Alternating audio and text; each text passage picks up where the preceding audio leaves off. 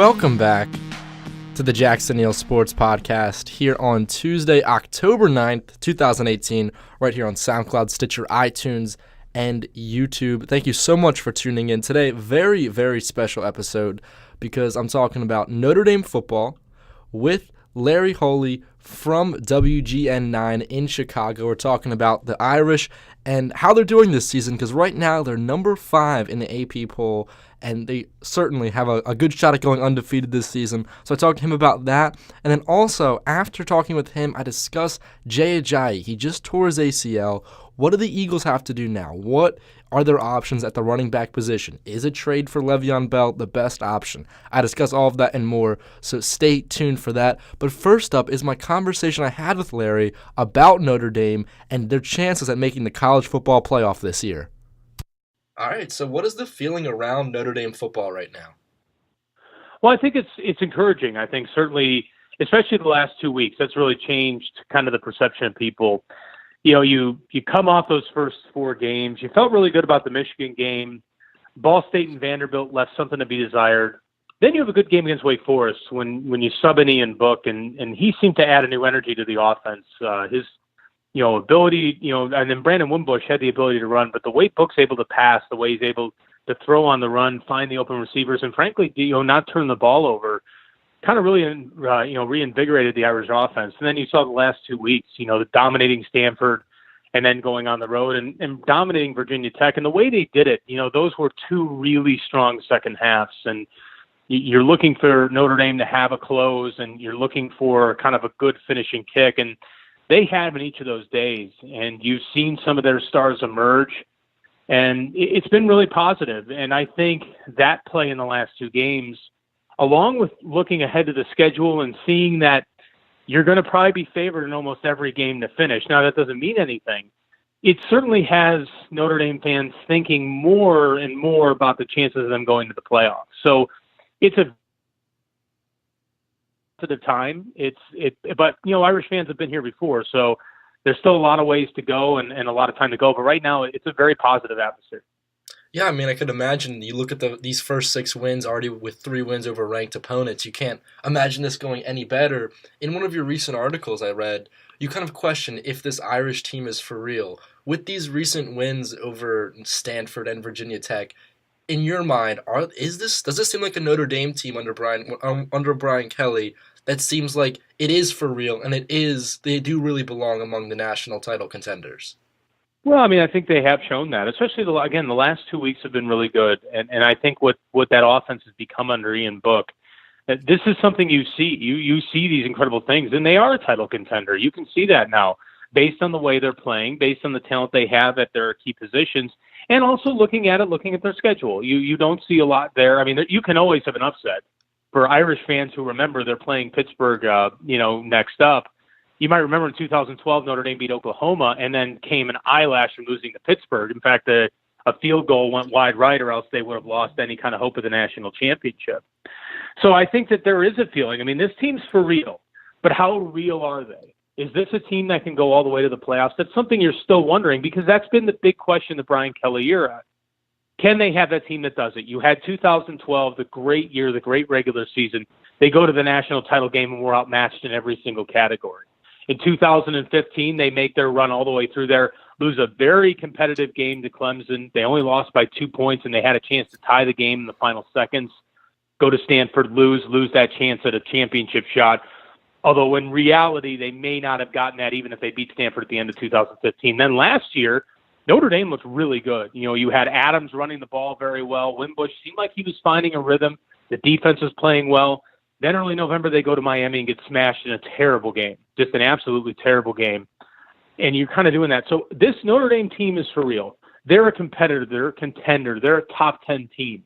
But the question now becomes, are they a top 4 team? Because that has escaped Brian Kelly. But I think if you're answering, is this team one of those that looked good on paper, but is going to be maybe a 2 to 3 loss team, you're not saying that anymore. Now the question is, they are for real. The question now is, are they going to be that team that finally cracks the playoff? Because that's what this school expects, and that's what I'm sure Brian Kelly expects. Of course. And you mentioned it a little bit, but I want to really, really dive into this. You look at their schedule coming up in the coming weeks. They already have those big games like Stanford and the Michigans. Those games are behind them. But they still have a game against, like you said, Pitt, who's tripped them up before, at Northwestern, a very good football team, against Syracuse, a team that, took Clemson very closely this past week, going to USC. Of their remaining schedule, what do you think is maybe one or two of those games that you think has a real chance of tripping the Irish up? Well, I think first the Pittsburgh game, because there's so much momentum built up for Notre Dame right now. I think really that's the first one you look at, because that's, you're coming off two really good wins, and not just wins where you squeaked by. Those were two really good wins. I mean, they faced ranked opponents. I know Virginia Tech lost to Old Dominion, but I still think they're a decent team. You went on the road and you beat them pretty good. I think the Northwestern game is very interesting. Northwestern has had an incredible, under Pat Fitzgerald, they tended to close seasons well. And they stumbled out of the gate this year. Really, Duke is a pretty good football team. They handled them. The Akron loss is one Northwestern will kick themselves for the rest of the year. And then they almost beat Michigan. This week they beat Michigan State. So now they're kind of having that look. Maybe they'll turn the corner. That could be a trick game. I think that for me, that Syracuse game in New York probably would be the most tricky. And it's not a disrespect to USC, but that's going to be a late November game. You're going into the Bronx. You will have a heavy Notre Dame crowd, but Syracuse, if they're still good, you could have something there. That's the game I look at. I don't know what Florida State's going to be. They had a nice effort this weekend. They just had a terrible finish. I mean, any of these teams can kind of do it. One thing that is interesting in taking a look at the schedule, Notre Dame only has 2 home games left. They play Navy, they play out in San Diego, and they play Syracuse at Yankee Stadium. So they'll be on the road a little bit. Now, again, I use road relatively because, they play Navy. They'll have a heavy fan base there. And at Yankee Stadium, if they're not 60% all Irish, I'd be very, very surprised. I think that would be actually a pretty low number. So that's interesting to me. If I had to pick one that you look at and kind of goes, I'd probably say Syracuse. Okay. And also in some of your recent coverage, you've talked about one player in particular. He's from the Chicago area, so you talked about him a lot. Miles Boykin. How important has he been to the success of Notre Dame recently? Well, he's emerged as a number one receiver, and I think it started last year in the Citrus Bowl when he made that one-handed acrobatic catch, and that gave Notre Dame the victory. I think that put him a little bit on the radar. Boykin was a star here at Providence Catholic. Was actually our station's prep athlete of the year in his senior season. And really before that, he had a little bit of playing time, but that game, and especially that catch, ended up being one of the moments of the bowl season, ended up really being one of the moments of the Notre Dame season. And especially with Ian Book, what he's been able to do with Book the last few weeks has been quite remarkable. He had 11 catches last week against Stanford. He had another 8 this week. He's making big plays. He's shown the ability to make long breaking plays, and he's a tall, lengthy receiver. I think certainly he's emerged as the number one guy, and that's what he can use. A Book can use that. He can use his feet, he can elude, and then he can go ahead and look downfield and find guys like a Boykin, who I think, obviously not only is his stock at Notre Dame risen, I think his draft stock probably rises too. So he's been one of those guys that's emerged, really emerged for Notre Dame, like a Dexter Williams. Him going 97 yards for that touchdown, he emerges, and those are exciting things for a Notre Dame fan. It's kind of like Adams did last year, where he just as the season went along emerged, and obviously slowed down a little bit toward the end. But certainly, I think Boykin's one of those great stars, and I said the seeds of that were planted last year. Mm-hmm. It's always nice when you have those players that you see throughout the course of the season. You say, okay, well they're gonna make an impact going down the stretch, because it's certainly looking like he could be one of the keys for this Notre Dame team heading towards the end of it. Yeah, and I'm like I say, you're curious to see what other guys emerge. Jerry Tillery is having a really good year. He right now is in the top 5 in the NCAA in sacks, and you're just kind of wondering who's going to emerge, for Notre Dame. But we've certainly seen it. I think that the putting of Ian Book has added something to the offense. Obviously, has added something to Boykin. So it's going to be really exciting to see how Notre Dame evolves here in the next 6 weeks. Because again, a big key for them is not just making it. They're a legit team. They are a very good football team. But you can be a very good football team and lose 2 games. You're not going to be in the playoff for that. So the key is, how do these guys develop, continue to get stronger, and make a case to make the playoff? Because, if they slip up, if they go, if you end up with, 4 good undefeated teams, which you probably won't, then Notre Dame has to have some style points. So for me, the key is no longer, hey, this team's for real. This is a good team. You don't see a lot of slip-ups. The key is, were they going to they can not only get into the playoff, but get into the playoff and give a game to Alabama, unlike they did back in 2013, when they were just simply blown off the field by Alabama. These are all interesting things to watch with Notre Dame beyond them just going undefeated. Mm-hmm. And just one question I also want to pose to you that I saw some people talking about recently that I thought was kind of interesting. Even if Notre Dame goes undefeated, do you think there's any way they get left out of the college football playoff?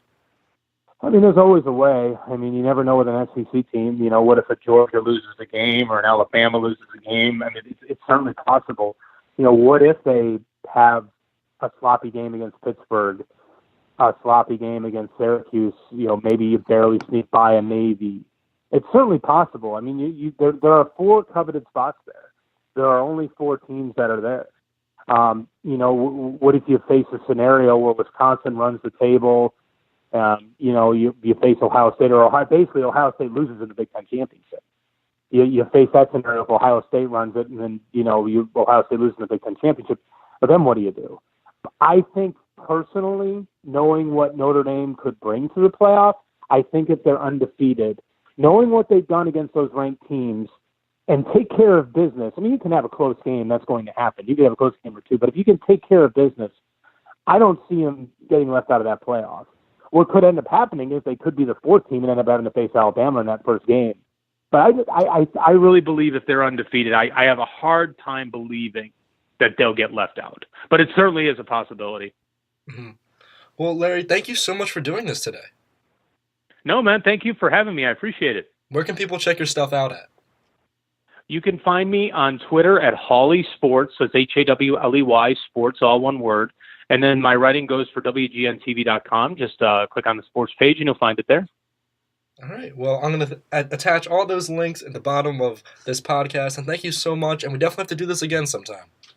Hey, man, anytime. Just give me a call. Again, a big thank you to Larry for doing that and coming onto the show. Remember, check out all the links for him down in the description of this, whether you're listening on SoundCloud, Stitcher, iTunes, or watching it on YouTube. You can find the links all right there. Now I want to transition and go from college football to pro football, where there's been some really, really big news recently with the Philadelphia Eagles and them losing running back Jay Ajayi. The running back tore his ACL recently in the past day or so and will miss the rest of the season with that ACL injury. They're saying he tore his ACL on Sunday against the Minnesota Vikings. He was tested recently, and it was confirmed. And now with the Eagles losing their lead running, basically their lead running back at 2-3 right now, it's not a very good time for the Philadelphia Eagles and for a team who has already, we've seen, struggled a little bit in this early season, losing to teams such as Tampa Bay, to Tennessee in overtime, even falling to Minnesota at home. It's been a difficult season so far for the Eagles. However, it's also been a difficult season for the rest of the NFC East, so it's kind of been a flip side where they're still in it, obviously, after 5 games, because the rest of the division is just not up to the standard. Washington, the Redskins currently lead the division at 2-2, and that's basically just because they haven't played 5 games. They've only played 4, so they're still ahead, just being at 2-2, and everyone else is either 2-3 or 1-4 in the case of the Giants. So, looking at this Eagles team, they're in a division this year where it's certainly winnable. That they're not falling out of place in a division with a clear team that is the best. That in terms of talent, in terms of how everything is, how everything's going, how who's really the best team in the division, it's really tough to not say the Philadelphia Eagles. Because although the Redskins are currently leading it, you look at them against the Saints last night, and it was just it was an absolutely terrible showing by them. So, as of right now, the Eagles are the best. They have the most talent of any team. The question's not going to become how can they transition that talent and how can they transition that into hopefully another run deep into the playoffs. We saw them win the Super Bowl last year. I don't know as of right now if you can already be talking about a repeat or defending that title, or first you have to talk about just making the playoffs and winning the division. But losing Jay Ajayi is an incredible blow to this team because now they no longer have the running game. However, it has to be time for them to go out and look and hopefully trade for Le'Veon Bell. Because although, we saw them restructure Fletcher Cox's deal to give themselves more cap room, and while they did that, there were still reports saying, no, they're not going after Le'Veon Bell. That's not the plan. Right now, the Philadelphia Eagles have a championship window.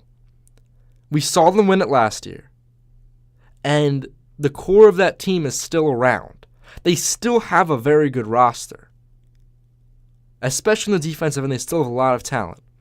Here's the thing, though, is that it's Carson Wentz's third year.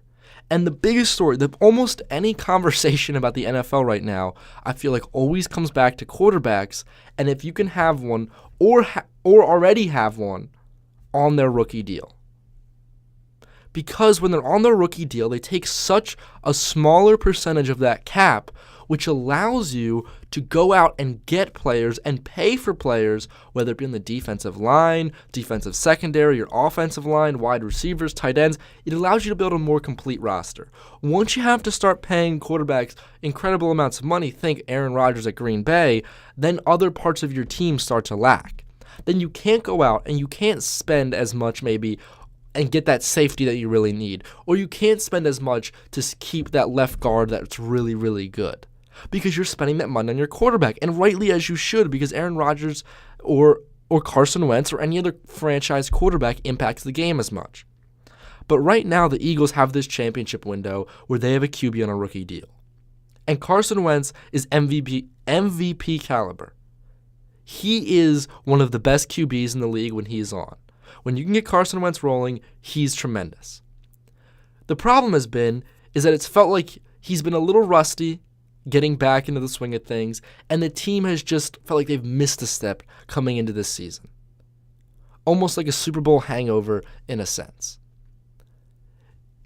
That could all change. That with one move that they already have put themselves in position for, or begun to put themselves into position for, they could completely swing the tide. And I think that we've seen Howie Roseman, and we've seen him do some crazy things with the cap. And how he fits players under that salary cap and how he makes the contracts work.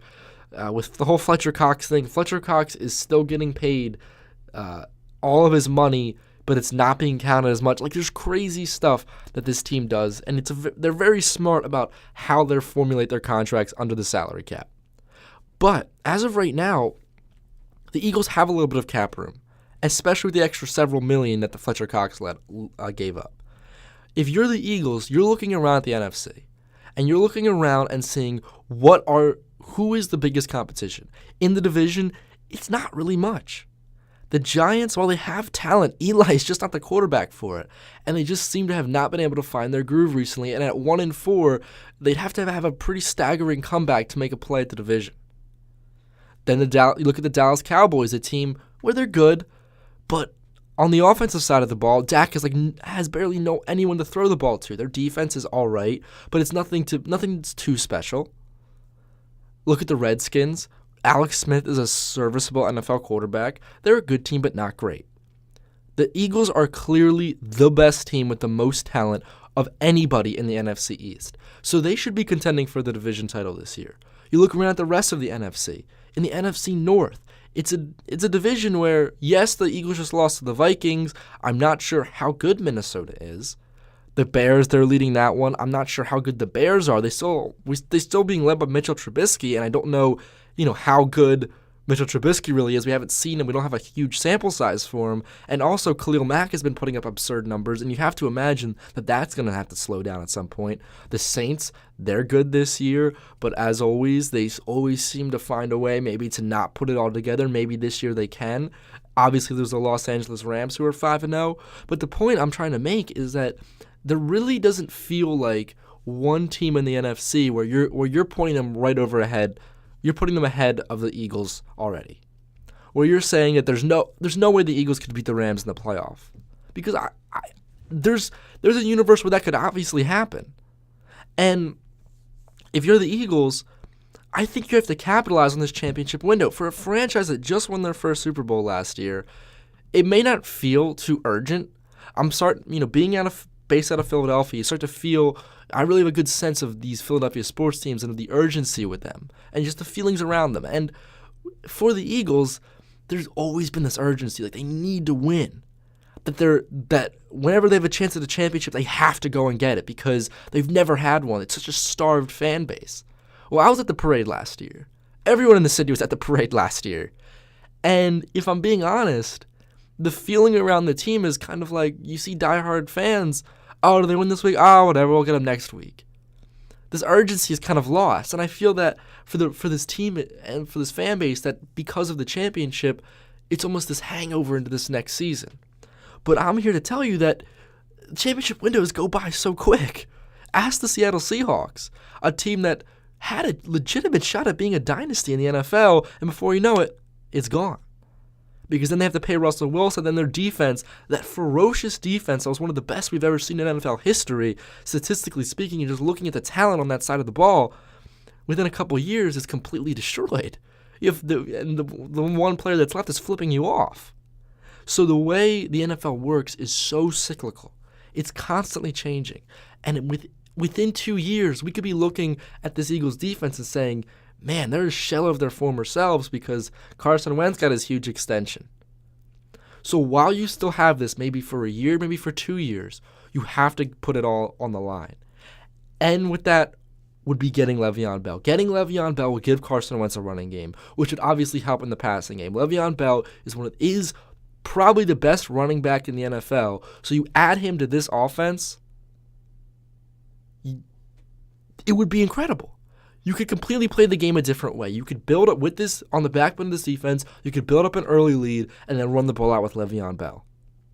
Setting up play action with Carson Wentz off of a Le'Veon Bell, faking the ball to Le'Veon Bell. There's so many options that you could have by trading for Bell and adding him to your team that I think it would be stupid for the Eagles not to go after it. You have this window. Maybe you have to give up a couple draft picks. Maybe you have to sacrifice some of your salary cap. But man, I think if they get Le'Veon Bell, they're right back in that Super Bowl conversation. They're definitely the favorite in the NFC East, maybe the favorite in the NFC, and definitely right up there to contender for another championship. And for a franchise that took so long to win their first Super Bowl, I know the urgency isn't around this team anymore, but man, while they still have this window, you got to go for it as much as possible. Because like I said, in 2 years, we could be looking at this team and saying that they are no longer among the best in the NFL, that they are no longer a top-tier team because they no longer were able to pay and maintain that talent.